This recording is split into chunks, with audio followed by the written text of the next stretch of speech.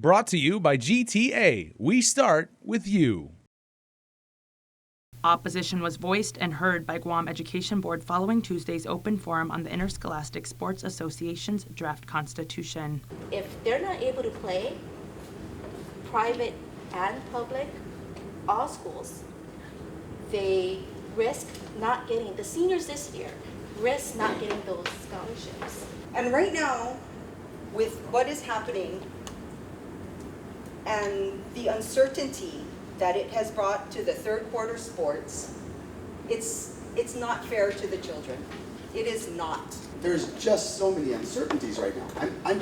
If you move along, okay, but right now it just seems like we're trying to go, we're kind of taking that train a little bit fast, and the tracks aren't really complete yet. The sense of urgency and too much uncertainty. Sports coaches, athletic directors, principals, and parents raised these concerns and ultimately asked the Guam Education Board why they are pushing third quarter sports to start when there isn't a constitution or rules finalized yet.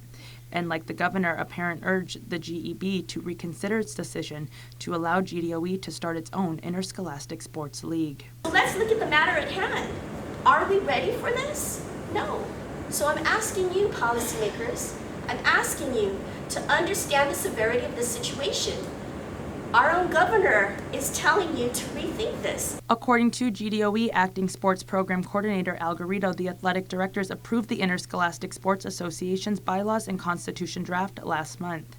It now goes to ISA's Board of Trustees, which is comprised of high school principals. They have to approve it by December 13th. The final bylaws and constitution must then be signed off by League President Superintendent John Fernandez and instituted by January before third quarter sports begins.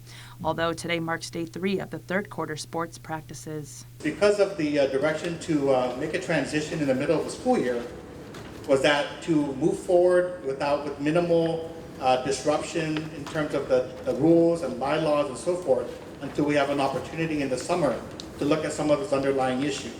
Some of those underlying issues include students having to pay to play and how and if the Healthy Futures Fund will be allocated for the 2 separate leagues. That fund specifically that is directed towards sports, if I'm not mistaken, is to pay for sports in general, right? Correct?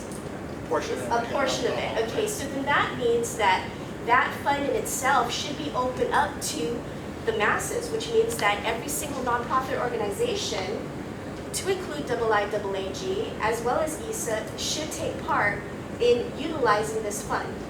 So where I'm going with this is that a plan needs to be understood as far as how it's going to be, the funds are going to be disseminated. Following last night's meeting, Mendiola has requested the IIAAG to provide minutes of their meetings and financial reports over the last 3 years to seek further clarity, which may help with the board's reconsideration decision.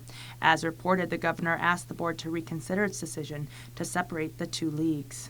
It has always been my position to keep it united, to keep the community united. I think the decision of the board wasn't a very good decision in that, as you can see, there's public outcry about it. And when I go out, parents come up and talk to me, students come up and talk to me. And again, I feel very concerned about the students. The board meeting is scheduled for Friday at 6 p.m. Reporting for Guam's News Network, I'm Adriana Cotero.